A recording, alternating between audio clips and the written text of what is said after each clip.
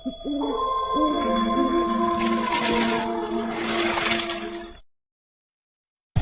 का वक्त था।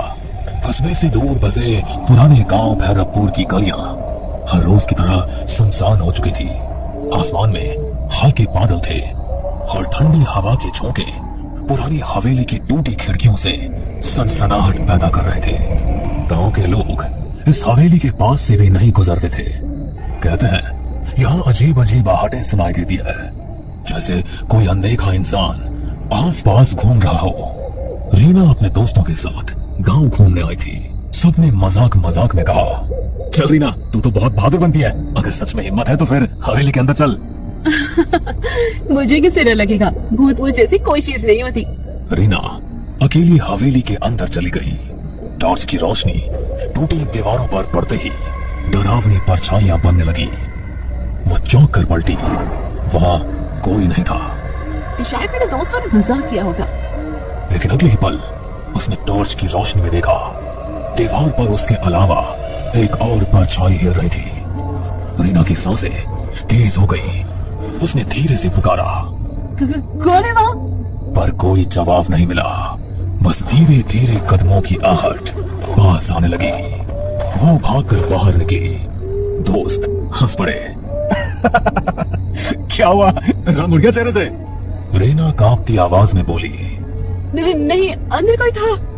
दोस्तों ने मजाक उड़ा दिया। लेकिन उस दिन के बाद से रीना के साथ अजीब घटनाएं होने लगी। कभी रात में उसके कमरे में किसी के चलने की आवाज आती, कभी शीशे में उसके पीछे कोई धुंधली परछाई दिखाई देती। गांव का नाई रघु रोज रात को देर तक दुकान बंद करता। एक दिन जब वह तालाब के किनारे से घर जा रहा था तो उसे लगा कोई उसके पीछे पीछे चल रहा है। कौन है बे? सामने आ। पर कोई जवाब नहीं। वो तेज कदमों से चलने लगा, लेकिन नाहट भी उतनी ही तेज हो गई। अचानक उसके सामने एक सफेद साया खड़ा हो गया। आंखें गहरी हरी चमक रही थी। रघु, तेरा समय आ गया है, तू बच नहीं पाएगा।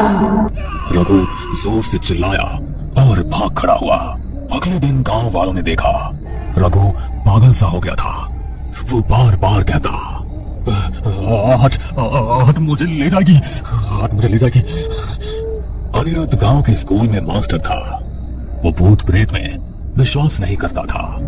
लेकिन एक रात जब वो हवेली के पास से लौट रहा था तो उसने साफ साफ सुना जैसे भारी जूतों की आवाज उसके पीछे से आ रही हो। अरे ये कैसी आवाज है? यहाँ तो कोई और नहीं है।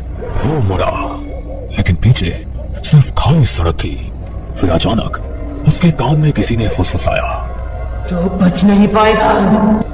रीना, रघु और अनिरुद्ध तीनों अलग अलग लोग थे, लेकिन सबने एक ही चीज महसूस की और वो थी आहट। गांव में धीरे धीरे डर फैलने लगा। लोग कहने लगे कि हवेली में दबे किसी रहस्य की वजह से ये सब कुछ हो रहा है। गांव भैरवपुर में अब हर कोई हवेली का नाम लेते ही सिहर उठता।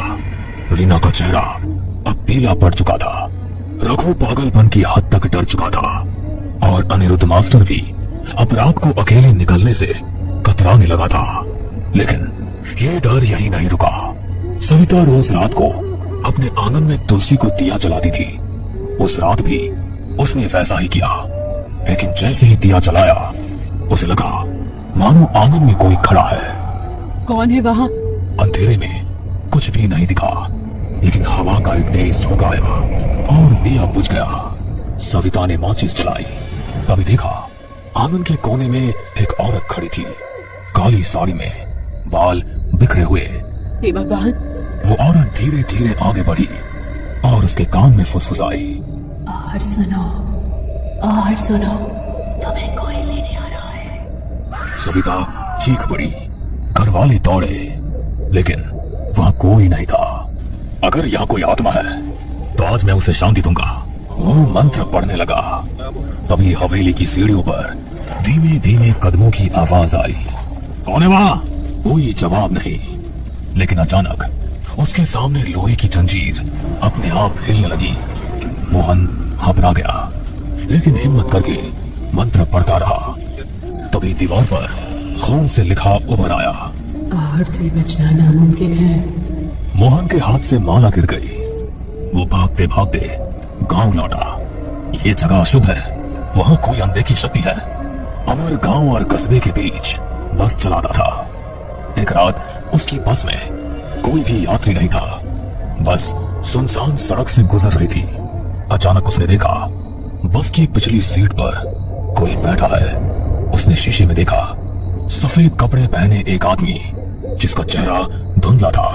अरे कौन है? टिकट लो। कोई जवाब नहीं। अमर बस रोककर पीछे गया। सीट खाली थी। वो लौटकर ड्राइवर सीट पर बैठा। तभी उसके कान में आवाज आई, बस चलते रहो, आखिरी मंजिल तो मेरे पास है। अमर की हालत खराब हो गई। उस दिन के बाद उसने रात में बस चलाना ही छोड़ दिया। गांव वालों की दहशत सुनकर पुलिस ने जांच के लिए डीसीपी अरविंद को भेजा। अरविंद बहुत तर्कसंगत इंसान था। भूत प्रेत की बातों पर हंसता रहता था। अरे ये सब अंधविश्वास है, मैं खुद हवेली जाऊंगा और देखूंगा। रात को टॉर्च लेकर हवेली पहुंचा। दीवारें खंडहर हो चुकी थी, लेकिन अचानक सीढ़ियों पर भारी कदमों की आहट गूंजी। रुको, कौन है वहां? उसने टॉर्च चलाई। सामने कोई भी नहीं था, लेकिन अगले ही पल उसे लगा जैसे किसी ने उसके कंधे पर हाथ रखा हो। वो पलटा, वहां सिर्फ हवा थी। फिर उसने कानों में साफ सुना, तू सच जानना चाहता है तो तहखाने में उतर। अब तक अलग अलग लोगों ने अलग अलग तरीके से आहट सुनी थी। सब घटनाएं अलग अलग थी, लेकिन एक ही बिंदु पर जाकर जुटी थी, आहट। मुझे लगता है हवेली में कुछ राज छिपा है। जब तक पता नहीं चलेगा ये सब हमें चैन से नहीं जीने देंगे। अरे तो पागल हुई है क्या? तू फिर से वहां जाना चाहती है?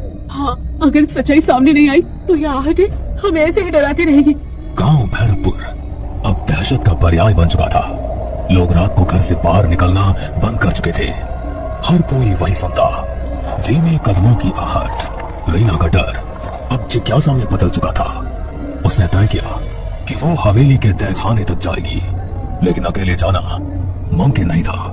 उसने अंकित, मास्टर अनिरुद्ध और पुलिस अधिकारी अरविंद से मदद मांगी। हमें सच को पता लगाना होगा, वरना ये आहट है हमें जिंदा खा जाएंगी। ठीक है, मैं पुलिस वाला हूँ, पीछे हटना मेरे बस का नहीं। चलो आज रात तहखाने में उतरते हैं।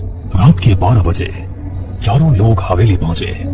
अंदर सन्नाटा ऐसा था कि अपने दिल की धड़कन तक सुनाई दे रही थी।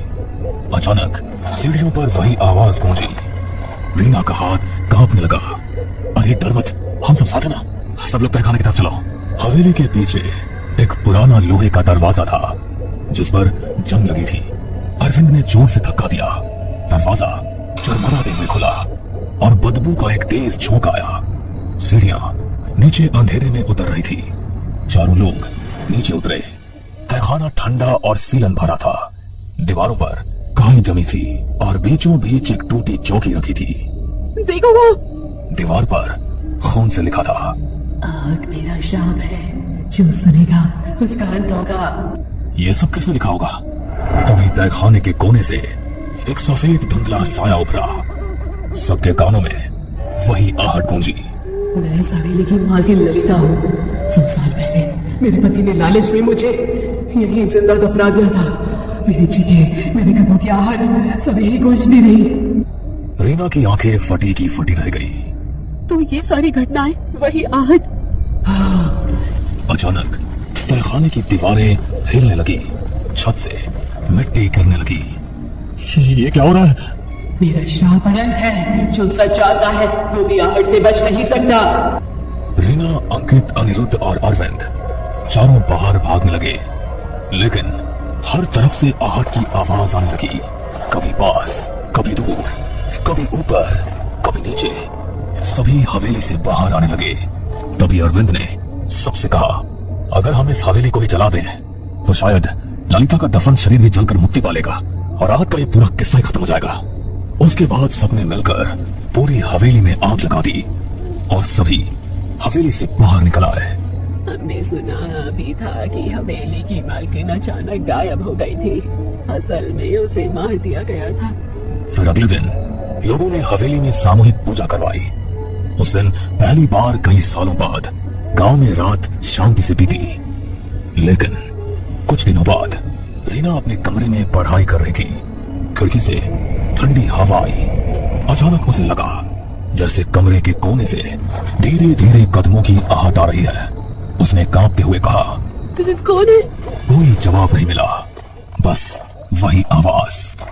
रीना की आंखों में डर फिर से उतर आया। भैरवपुर गांव में हवेली का रहस्य तो खुल गया, लेकिन आहट अब भी जिंदा है। कहते हैं जो एक बार ये आवाज सुन लेता है उसकी जिंदगी कभी पहले जैसी नहीं रहती। आहट सिर्फ एक आवाज नहीं बल्कि एक अंधे का साया है जो हर जगह आपके पीछे पीछे चलता है। बस कभी वो आहट सुनाई देती है और कभी नहीं सुनाई देती, पर डर की दस्तक लेकर आहट सभी के आसपास चलती रहती है। हमें पूरा यकीन है दोस्तों कि आप लोगों को ये कहानी जरूर पसंद आई होगी। अगर आपके साथ भी कुछ ऐसे अनकहे किस्से हो चुके हैं तो प्लीज हमारे साथ शेयर करें, हम जरूर अपने चैनल पर उनको दिखाएंगे। हमारी ईमेल आईडी नीचे डिस्क्रिप्शन बॉक्स में दी गई है, तो प्लीज हमारे वीडियो और चैनल को शेयर एंड सब्सक्राइब करें और बने रहे हमारे साथ ऐसे ही अनकहे किस्से और कहानियां सुने।